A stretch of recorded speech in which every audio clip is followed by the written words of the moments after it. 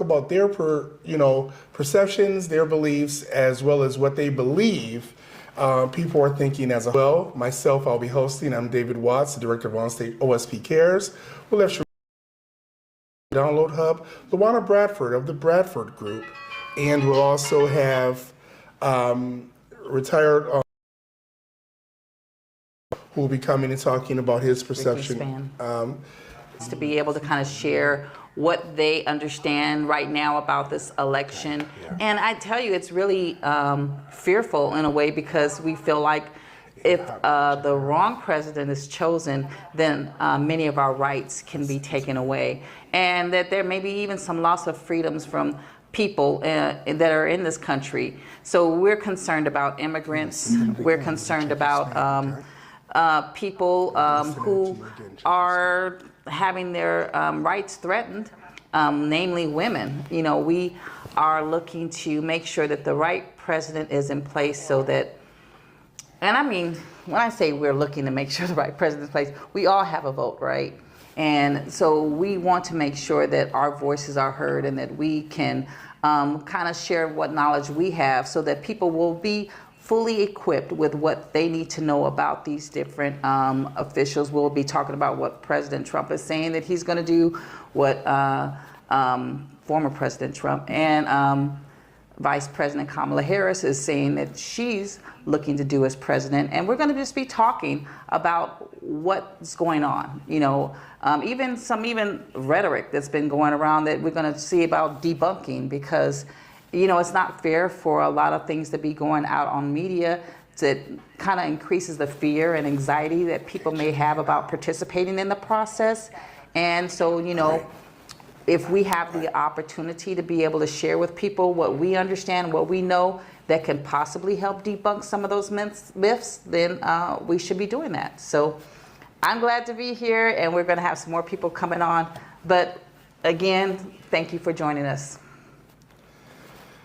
All right, you guys. Well, I'm telling you guys, it's going to be incredible. I'm really excited, and I want to just get, of course, we have Ms. Gilliam and Ms. Price has joined. I want to bring Dr. Tandra Price on so she can actually talk about, she's been really active in these circles as well as Ms. Gilliam. So I want to bring Dr. Price on and guys, introduce you to her. Hello, everybody. Thank you so much for allowing me to be here. I am Dr. Tandra Price, the owner and founder of Tapped In Magazine. And yeah, you know, this is like something so amazing that's taking place. We got approximately, 22 hours until this whole thing begins. And so right now, I have been a part of a lot of groups that have been virtually out there in the space, especially one is Win with Black Women. They are so strong and putting a good ground force out there to maybe get the next woman president elected, and I'm super excited for that. One of the things that's really had me pumped up about this election is really the force that's been put behind them.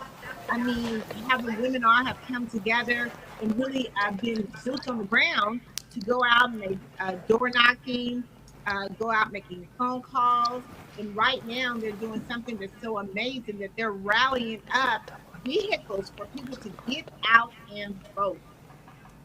It was so amazing too. Just real quickly, last night when we were on the call, one of the kind of call to actions was they wanted you to make a list of 10 people, and if you have not been able to get a hold of or to get out and tell them to, hey, ask them to vote. And so that was one of the assignments that we want to make sure that we can get each and every one of us out to vote. And is bringing the stage to the world at OnStage. Because one of the things that we talked about too is, you know, rallying up some of the major leaders that are out there to get them out to vote. It is just a crucial time right now. This is a time that we are gearing to make history. How they say, what's that song? We'll know it better by and by, because of the lyrics of the song says, you know, we'll understand it better, you know, by and by, because we're going to be able to have that written in the history book of what has happened on this amazing election night that's going to take place tomorrow.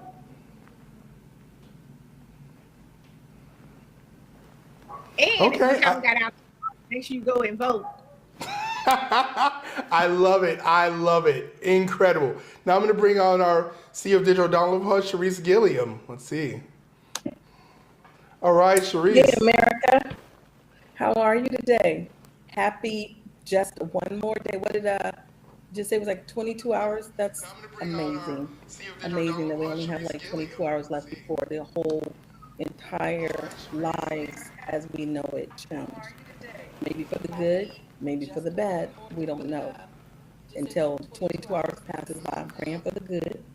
And it's amazing how what's good, what I think is good, someone else might think is bad, and what they think is bad, others might think is good. But the only way we'll know what happens is if you have voted. And then we will know that the majority of us think the same and will have the same outcome. It's so imperative that you vote in this election unlike any other before. This is the most consequential election you will have ever participated in, if you are participating. And if you're not, shame. Shame, because a lot of people died for you to be able to have this voice, so you should be able to use it. Get out there and vote. Bubble it in, drop it off, thumbs up, vote. Well, oh my God, this is okay. So this is what I'm talking about. Different perspectives, and everybody knows what we have right in this. We all have children. We're all looking and saying, okay, what do we need to do to make sure the future is set for them? Now, I'm gonna be honest, at one time I was a registered Republican. I was. And I didn't change because I thought it was popular. I changed because I actually saw things that didn't align with where I wanted the future for my children and my grandchildren to go. Because when we're looking at this election cycle, you guys, we're not just talking about the next 4 years. These presidents put things in place that play out over multiple years.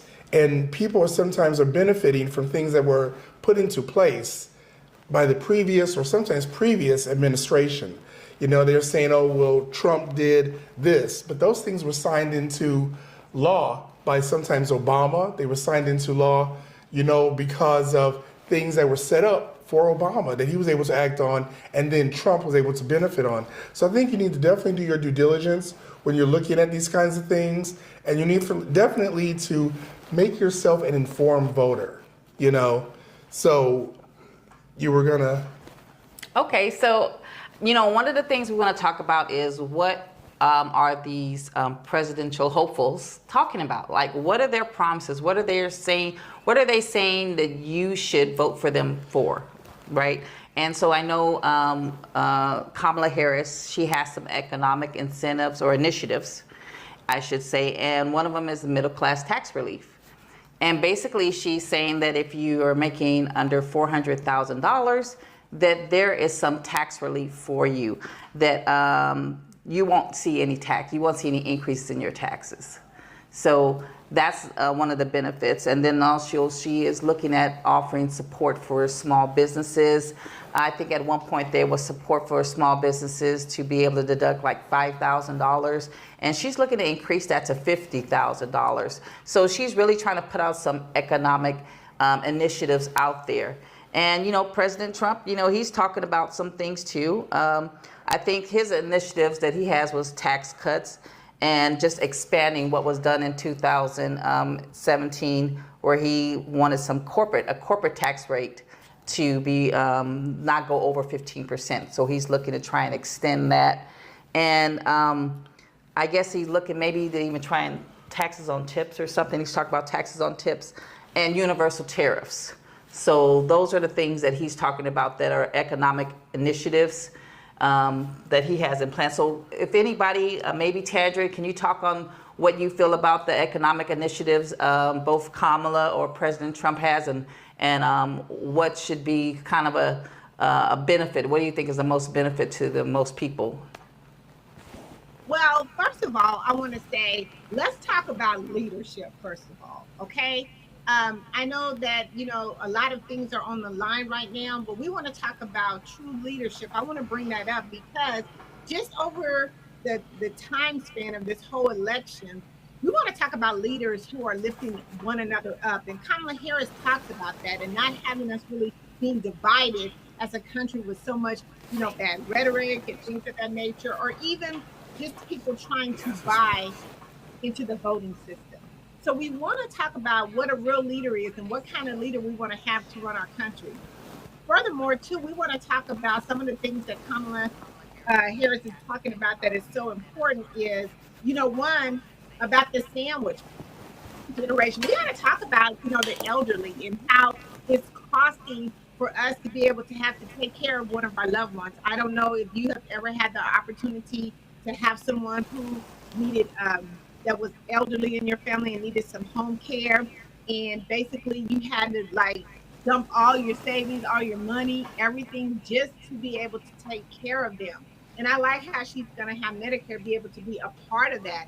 I mean, I personally have to have that happen. And some family members of mine are going through that right now, that, it's costing an extremely amount of money to take care of our loved ones. And a lot of us, hold dear to our heart that we want our family to have the best care. We want to be able to have them to be able to, live with us. But it costs money to do that. And without them having to break the bank to do that is so important. So some of the things that I don't hear Trump talking about is in that particular space, how are we going to move forward? And also just with new home ownership, she's going to be given a good sum of money for those who are first-time home buyers to really strengthen our economy and really make things go to the next level and help us to be, home ownerships that can be a legacy leaving for our family. There's so many amazing things that, that she's talking about that's going to be really beneficial. But I want to just say how the leadership of where we're wanting to go needs to move. I mean, we have to talk about what a good leader is and what that leader looks like and what we're going to be, the expectations of our leader and what we want that to look like. She's also, just even with women, I mean, she's going to be providing a lot of different things as far as, health care for us as women and making sure that we have our rights, our voices heard. We want to talk about voting just real quickly, too, because you think about all the previous leaders that have paved the way for us to be here, to make sure that our voice is being heard. You gotta vote. There's not even an option for you not to vote, because a lot of times we want to make sure that we are heard, seen, heard, and noticed. And the only way that we can do that is through getting out and voting.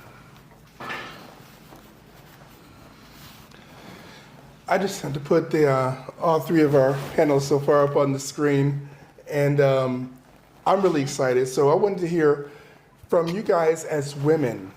Everybody's talking about Roe versus Wade and how I think we took it for granted, and I've had friends that's had to take advantage of that being available. And now that it's not in some states, thank God I live in California, I'm not sure. I know Sharice's in California. Tandra, I don't know if that's the law of the land where you're at. But I'm wondering, what do you guys think about that and the fact that they're trying to make this a federal law everywhere? Well, you know what, David, if you can hear me, can we just, I'm going to come to that too, but can we just go back to Bernadette's question about the tax? Because I think it's imperative that we do apples to apples comparisons, right? I think that people, we do a lot of talking about in generalities, right? And people don't really, you always hear this saying, oh, all politicians are the same. It's such a general statement. They're not all the same. And they're different on so many levels. But because we do these generalities, like she mentioned, Bernadette made a comment that Trump has some plans. Trump does not have any plans. Let's be clear. His plan is called Project 2025. Which has been written by many people that's coming from his administration.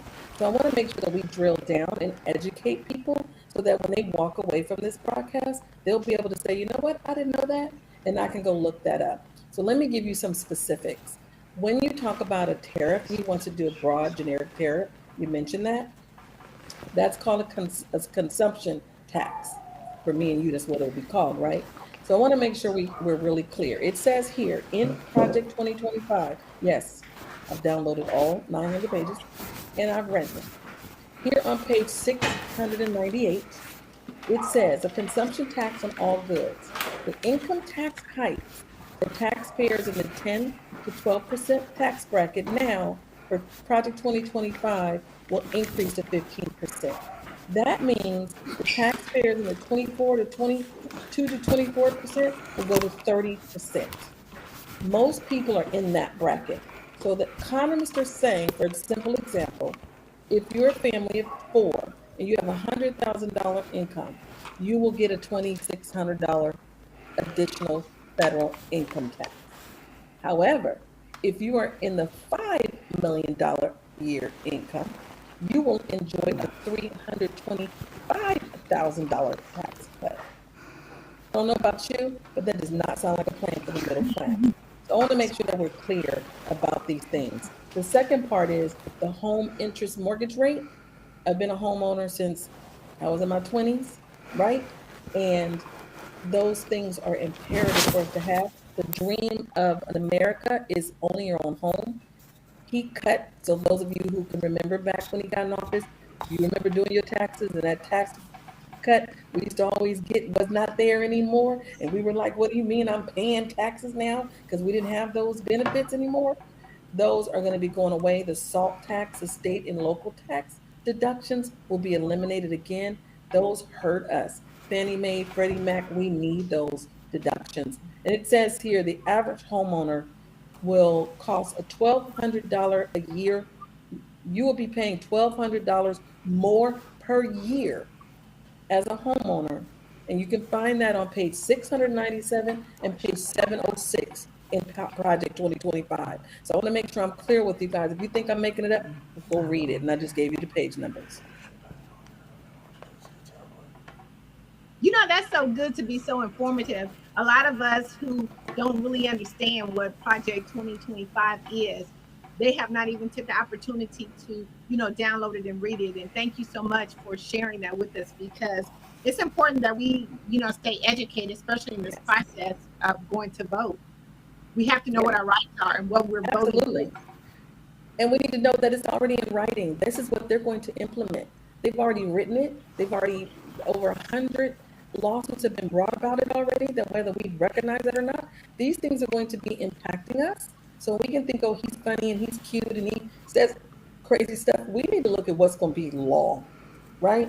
We need to look at what the deportation rules are. He's talking about reigniting slavery, y'all.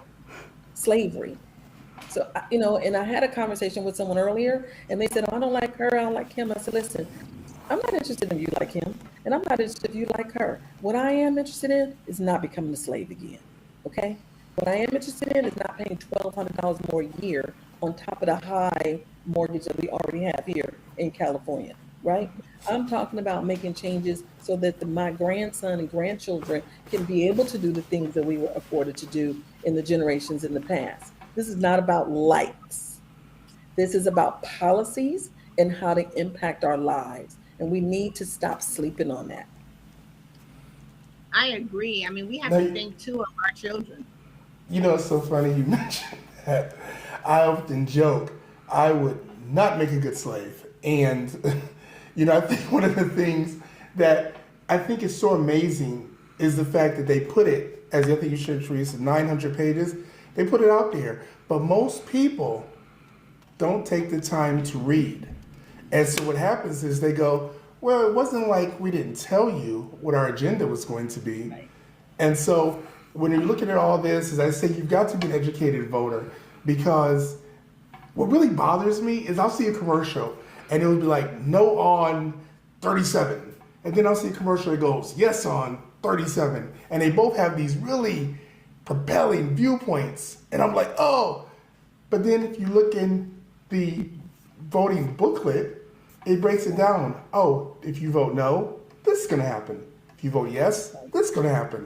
And I go, well, they didn't make it seem like that on the commercial. So, voter beware, because you've got to educate yourself. I was looking at another video the other day, and they had this guy. It was actually the BBC. The BBC had interviewed this guy that is in the Trump. Trump. Kind of campaign adjacent, and he said he is removed enough to where he's not putting any heat on the candidate, but they've got a plan for Project 2025, which they haven't announced to the public. And I'm like, oh my God. So everything they're telling you, there's also other stuff that they're not saying.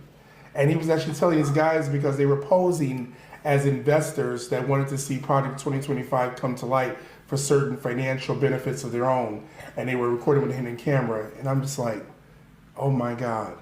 You know, so it's weird when you look at it because I don't think people really realize it. I've seen a lot of things, you know, a lot of people get their news from comedians.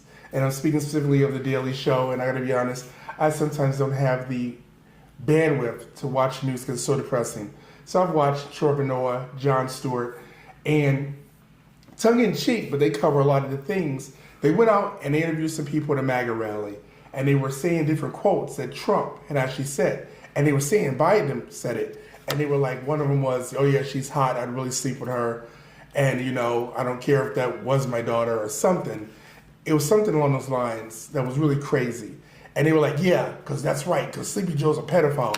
And the guy was like, oops, I'm sorry, Trump said that. And they're like, well, you know, he likes women. You know, so every time there was something crazy and they said Biden said it, they had a nice response that, oh my God, that's terrible. But then when they said Trump said it, they were making the argument that, well, this is what he meant. That mindset is prevalent. Can we address the double standard? Can we address the double standard? Can Yeah. we address the outrageous double standard? Now, we're 3 Black women on this panel, we all know what double standards are. From the time we started breathing air, okay, the air at the hospital had a double standard. They gave you certain air, and they said, oh, a Black little girl in here, she get different air. We know what double standards are. We've been living them and breathing them all our lives. But to see it play out on a national scale with people who you consider to be intelligent and you revere their positions and you admire them and respected them, to see them fall to these double standards is mind-blowing.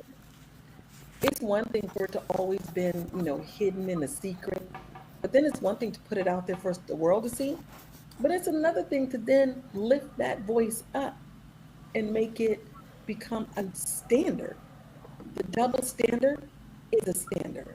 This is crazy. And I want to also take this time. agree. I want to take this time to introduce Lieutenant Colonel Retired Mr. Rick Spann, who has just joined us here. I want to bring him on. Hello, sir. Hey, how's it going? How's everybody? Doing great. So as you can see, we're actually in the midst of this kind of talking about what people need to know. And you worked, of course, in the military for many years, and thank you for your service. And what are your feelings on this? Let the media tell it. A lot of people in the military are supporting Trump, and I'm not saying bad or good, but what are your thoughts on if the former president is elected? Well, a couple of things. As you said, I was in the military for 24 years, then worked DOD. So most of the military people are Republican.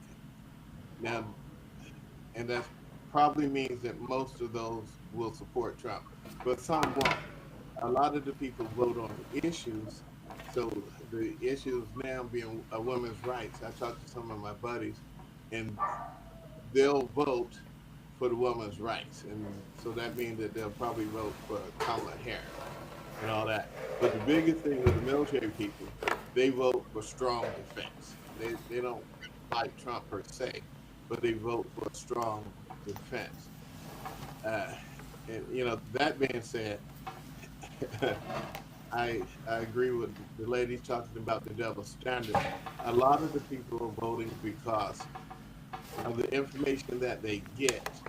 They don't do the research to find the backstory. So they're generally making decisions based on improper information, talking points. And the sad thing is, if they thought about it clearly, they'll figure out that Trump and his lack of policies, because he doesn't have any policies. If they thought about it clearly, they'll find out that his policies will hurt them. It will hurt the Republicans, middle class to poor, as much as it will hurt the Democrats, middle class to poor. So they'll find out that Trump is transactional and he's only in it for the money. He doesn't have any clear thoughts on anything other than making the money. And the people behind Trump are the ones that are set on policy, like, the Heritage Foundation, Catholic Church, yada, yada, yada. But most of the people blindly vote. They vote with not enough information and not enough research.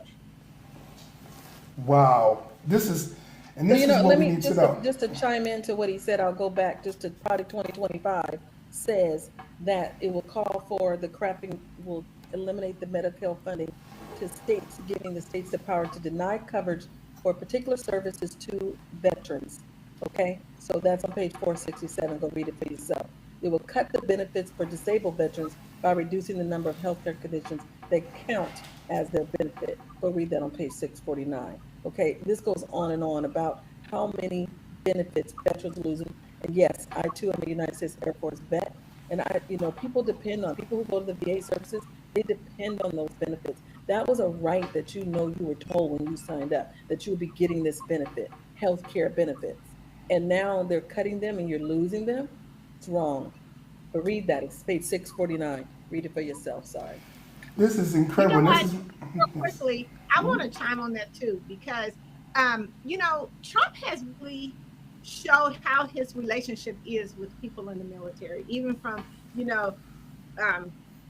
Kane, Senator Jonathan Kane. But here's where I want to go with this. He is really showed us who he is as a person because of how he talks about the country itself.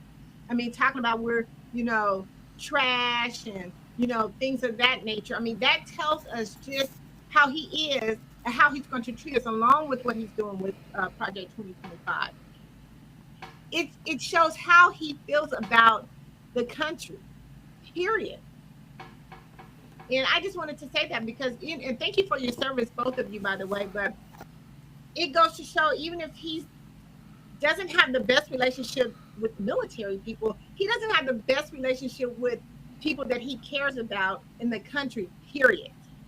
And to me, we need to open up our eyes and really look at, is that how we want to be treated?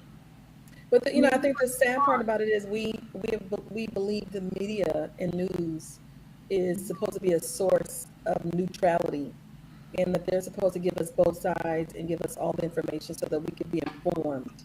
This is not the news, and that is not the media. They are the fourth estate. However, they are not necessarily been known to be fair.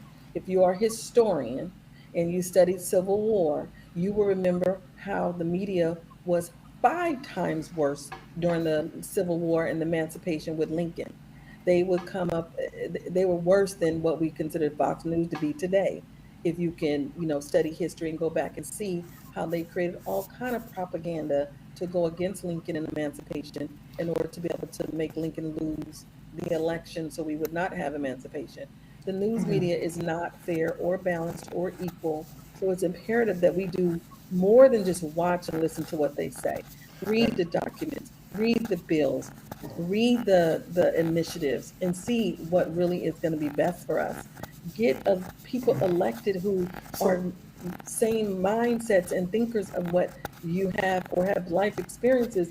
Put them on the school boards and city councils and mayors and So tell me this. I love what you're saying. I want to go to Rick real quick because I want to ask, what is it exactly as a black man, as you say, Rick, I know you only have a few more minutes with us, when you talk about the military really wanting a strong leader when it comes to defense, but surely people in the military have families. They got to know that trickles down to impact them and not just about defense. So you've heard the term low information voters. yes. Well, that applies to the military as well. Most of our days, 10, 12-hour days. So we're not getting much more information, or they're not getting much more information than the average person on the streets. My job in the military was military intelligence. And one of the things that we would do to the adversary, the enemy, the Russians, what have you, we would put misinformation, disinformation to the adversary to try to throw them off their game. And it worked. But in reverse, when Clinton was president, he signed a bill with the FCC allowing people to, over the airwaves, to give us infotainment, and they could name it news. So our news don't have to be true and factual. It's only a certain part of the news that have facts. Like Fox News is a cable news network. As long as they put the chyron that the views and opinions of this does not reflect the whatever the people that own the station. So they can say anything as long as they put that disclaimer. And then he also put, this is Clinton, he also put that big newspapers could buy little newspapers. And as a result of that, there's 6 conglomerates that own 90% of the newspapers all the way down to the local levels. So if someone says something on Fox News in Ohio, the local station, whatever it is, they're going to get the talking points that the Republicans, which own Fox News and the other news, they're going to get those talking points. It used to be a time when they had a law that you couldn't have monopolies in that field. But now the little papers in your neighborhood that you thought would tell you the truth, they're spewing out false information. So the people get this information, they're being brainwashed, they're working hard. They don't really have time to go back and do the research. If you go back when you were in school, if you turned in a research paper and you had 1 or 2 sources, you probably failed that. Well, the people don't have time to do the research. So they're being brainwashed and they're getting limited information and they're making major decisions. In most cases, it's against their own self-interest, but they may not know that. Yeah. Wow. So you guys, thank you so much. I know that you only had a few minutes with us. Colonel, I really appreciate your time. And I just thank you for even coming on and really blessing us with your wisdom in this area. I'm going to bring on Luana Bradford, the CEO of the Bradford Group. And I want to talk to you, Luana, about this incredible opportunity or catastrophe, depending on how you're looking at it. And how do you, as a business owner and as a woman of color in this country, what's at stake here? There are multiple things at stake. When you're looking at the proposal of Project 2025, for example, should that party win, the goal is to reduce the amount of influence, controls, regulations, guidelines that the government has. Well, one of those areas is the Small Business Administration, which has provided so many resources for all business owners, small business owners, and we know small businesses are the economic engine of our economy. And if you have an entity that comes back and says, okay, we're going to reduce how much lending you can do, how much aid you can give, how much relief you can give, even how much resource and education that you can give. When you think about the disparate populations, those who are going to be greatly impacted are communities of color who are so much reliant on these fundings and on these relief bills. And so that's very, very disconcerting, because the goal is to reduce, again, big government and privatize it. So if you're privatizing it, and if small business owners are struggling now, what is it going to be like if this actually happens? And one of the things that I talk about a lot, David, and to the rest of the panel, is I have a passion because there's a financial crisis facing women. And a lot of people don't want to talk about it. We like to, look the part, but as a whole, women are really struggling, especially women in business.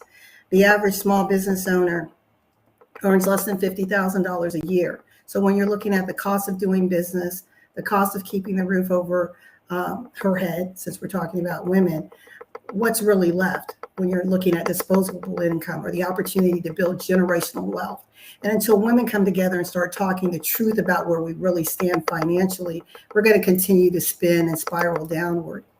The other thing that we talk about often is the split between how much a man makes versus how much a woman makes. And it's typically comparing white men to white women and saying, well, white women earn 80 cents on the dollar. But then when we roll that back, we know African American women earn 64 cents on the dollar. So again, you're looking at how are we bridging this divide, and you have entities to kind of help us to try to level the playing field, even though we know it's not equitable or we don't have equality yet. And then when you look at Hispanics, it's 50 cents on the dollar. And for Hispanic women, small business owners, it's going to take them over 200 years to reach pay equity to what a white man earns today. And that's a little frightening. So it's scary to hear what the proposed administration may do. But it's also, for me, even more frightening that where we have our seat of power, which is in our voice, which is in our collective efforts as a community, as a people, that we're not doing the work there. Because again, it's about image rather than truth. And I think until we start dealing with the truth and fixing what's broken in our homes and in our community, it's very difficult to rise from a place of brokenness to a place of empowerment and power where you can influence the greater powers that be. And the greater powers that be is not just the presidency. You know, that's a blip on the radar. They're gone in 4 to 8 years. But when you're looking at your state and your local levels, those things that impact us and our children every single day, that's where we need to be present. And we need to make sure that when states receive monies and funding, that we look at tax breaks and incentives for small businesses that are going in to help revitalize communities. So there's so much trickle down that's impacting all of us. But if we understand our role and how we can influence our respective roles, I think we can definitely see change. Absolutely. And I just want to thank you for that, because I think it's imperative that we have different people from different walks of life to say, this is what's important. This is what's going to impact our future, you know. So, ladies, what do you say? Chime in here. Well, I think your mic is muted.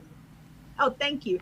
I think it's important. Thank you so much, Luana, for saying that. A lot of times we do look at the presidency, the presidential as everything, but we have to pay attention to what's happening in our communities and on the local levels of, you know, what affects our, you know, our children, our school system, you know, our taxes and everything. And sometimes we don't really do enough education on that part to make sure that we're understanding what we're going into when you actually go into the booth and knowing what to vote for. So educating yourself at the local level is so important. I mean, it breaks it all the way down to like your school board. Who's on your school board, and are they like-minded with you? Do they see things the way you see things? Are they from a diverse background? They may not necessarily be the same color as you, but do they have the same concerns that you have about your communities? Who is your mayor? Who is your city council people? And here in California, a lot of local races are what they call the word escapes me now, which means they don't have to distinguish between Republican, Democrat, Independent, Green Party. They could just be running for office, even though they are deemed to be one of those particular parties, which makes it even harder for you to figure out what's their underlying, you know, objectives. Who's on your county boards? Who's on your treasurer? You know, who's a treasurer for your county? These things matter because that's where the tax cuts happen. This is where they trickle down from big policies. Like she said, it's not just about the presidential race. It's not just about Congress. Who's in your state offices? Because you have state offices too. You have state congressional offices. You have state Senate offices. Who's in those offices and what policies are they making that are impacting your community? Because those things matter. And we need to be looking at all those things all the time. I don't know when we decided to just give up and get lazy and say, I just don't have time to do that. How did people who were slaves, who came to this country, who fought for us, who, you know, try to create impact, try to create Black Wall Streets, try to create communities, try to, you know, fix these civil rights issues. I guarantee you, them people who was that little girl that had to go to school for the board versus the Brown education, I'm sure she did not want to get up early in the morning and be walking up them steps with those National Guard and take her to school. But yet they still did it. They were not too tired. They were not too sleepy. They were not, thinking about, oh, what did I got home late from work and I had to commute. We have to stop really looking at our everyday lives and start looking at what impacts us as a whole and not as an individual. I agree so much. Your microphone is muted. I guess I'm the mic check lady today, huh? Thank you so much for checking our mics. You're so welcome. You're so welcome. So it's about us taking care of all of us, not just one of us, Absolutely. And I think I'm going to go to the screen here and kind of look here. This is a screen we've got, I think we're looking at Al Jazeera, and they are, of course, looking at these polls. And this is what I'm prime example of, we talk about media bias, about them saying that this is something that's going on. And I think we have to know that this is not the case. Because if we really look at it here, we're looking at them showing, let's see, Missouri, Minnesota. I mean, these races are really, they call it Trump in Missouri. Of course, Missouri is it's a red state. So, okay. But Minnesota, how can these be so close? Michigan, are you serious? There's no way. There could be no way. And I'm looking at it here. Florida, yeah, I can see that. I can definitely see that. I'm sorry. But, I cannot. I still can't. That still blows my mind with all of the immigrants that come in here, all of the people who live in Puerto Rico, who are Americans who live in Florida. When you're in Puerto Rico, you're Puerto Rican. When you live in Puerto Rico, you cannot vote unless you are in the United States. So Puerto Ricans who live in Puerto Rico who come to the United States and live here, then they're able to vote as Americans, but you cannot vote for the presidential race while you're in Puerto Rico. So it still blows my mind that all those people who are there. So let me tell you why this is. Let me tell you. Against their own interest. I saw this yesterday on CNN, and they were talking about voter apathy, and they were talking about the fact that how the Democratic National Convention has basically said we're not going to spend ad dollars on Florida because there's been such a low turnout. When they did the voting polls, they said Florida was basically a lot of apathetic voters who were like, forget it, it's too hard. They're making it too hard for us to go out to the polls. They're making it so hard to vote. I'm just going to stay out of it. It doesn't even matter. And so maybe the 270 electoral votes will be carried by other states. California has a lot of electoral votes. I don't even want to get into the whole electoral college and I wish I had the popular vote, but that's another discussion. But I think, yes, there's so many different immigrants, especially when you talk about Miami, when you talk about these other parts of Florida that are really huge when it comes to the Latinx community, but they're just not voting because they're threatening with immigration, they're threatening with hostilities. I saw one thing they were looking at, I think it was the BBC again, because I try to watch news that's unbiased as much as possible. So I watch the BBC, Al Jazeera, things outside of American media, and they were saying that one guy was like, if Trump loses, condition one. And they were like, what is that? And he was like, just know if he loses, condition one. So they're asking, what is that? And one guy said, well, it's going to be a war if he loses. How can you even formulate the fact that if your candidate loses, you're willing to go kill somebody? That's crazy. Well, you know what? We did have a civil war, David. Remember those days, Civil War? Okay, sorry, not to cut you off. No, that's okay. No, I just wanted to jump in real quick when we're talking about polls. Listen, don't let the polls scare you. Okay, I think it's just a trap to get you all boosted up to where you don't want to go. Because if you see one way is wavering one way versus the other way, then people be like, well, no need for me to go out and vote. No, that's not true. Do not pay attention to the polls. Still go out and vote. Can I add something real quick? Yes. Can we just this is an unfortunate fact. Important to vote. Ms. Bradford, she was going to say something. Of why we vote. Ms. Bradford, chime in real quick. Yeah, what I wanted to say is when you look at the history of this nation from 1776 on, there's been this tug of war with the voting, who gets the right to vote it, and you take, three steps forward, five steps back. And it's been a tug of war back and forth. And the tragedy is in 2013 with Shelby County Supreme Court ruling. That's when the government kind of took their hands off and said, states, you do you.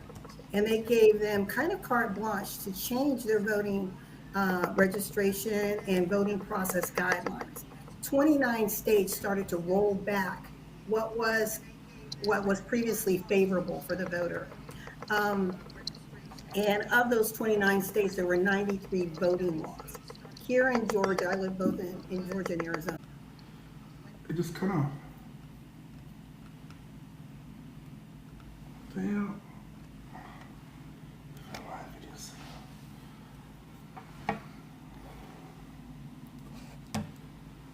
Okay. Wow.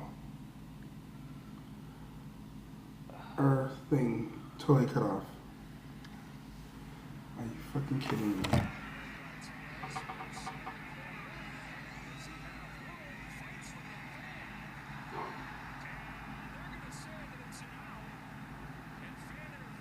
That's fine.